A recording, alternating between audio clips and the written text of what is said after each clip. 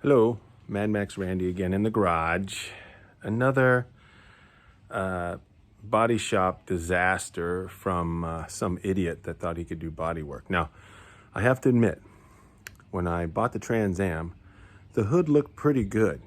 It was smooth and everything, but I could tell something was wrong, like there was a lot of material on the hood. Anyway, my theory was correct. Here it is. Let's see if you can see it here.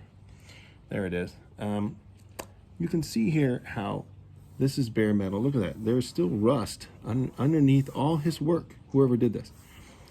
His answer was to putty every inch of the hood. Okay, he did every inch of the hood. The whole hood here. Can you see the whole hood? Here's the whole hood. And his theory, whoever this was, some idiot, was to just skim coat the whole hood. Now, I've seen people do this before, and I'll say it again. Don't do this. It seems like a good idea. It seems like it might solve a lot of problems. Maybe you'll get a job out the door for you. But it's not the solution. The solution is what I'm going to do. I'm going to take her down the bare metal. I don't know if everybody can see that. It's going to go back down the bare metal. Okay. Then I'm going to do my metal work. Do your metal work first. If you don't do your metal work, you're an idiot. You can see right here on the hood. Let's see here.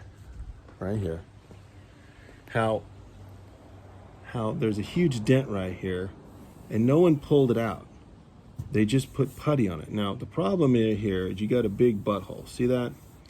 It's where it's low here, but it raises here. Now, why would that happen? Because when that gets dented, material has to go somewhere. It has to spread out. Now, this can lead problems to the entire area from this area. So this has to be addressed. Just putting putty in this little dent here and putting some putty in that. See that? See how it's down in there? That can't work, and it won't work. You can try to make it work, but it won't. And so if somebody would have taken the time, got the rust off the hood, and got the dents repaired, they probably wouldn't have had to put like a gallon of putty, and God knows how much time they spent on this. I mean, what a waste of materials and time. What an idiot. And then blocking and puttying and blocking. And I mean, this hood is pretty nice. I can feel a little something right here, but I can fix that.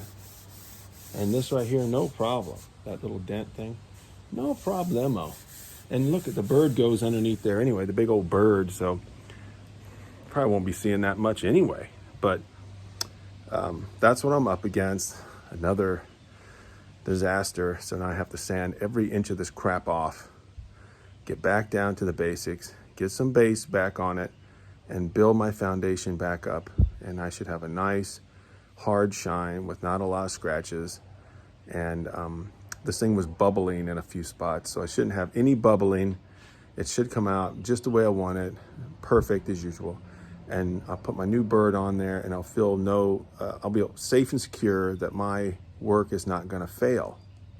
And that's what you want. So that's another lesson about the putty, buddy. The trick is to get as least amount of putty on the car as possible, not the most. That's if you're going to win, if you want to be a winner with cars, that's the win. If you can go, hey man, I got like this much putty in my whole car, you won. If you walk up and say those 3 gallons of putty right there, I put them all in the car, you lost. You're a loser. The game is the least amount of putty, not the most. So I'll do another video as I go along, but that's my bitch of today.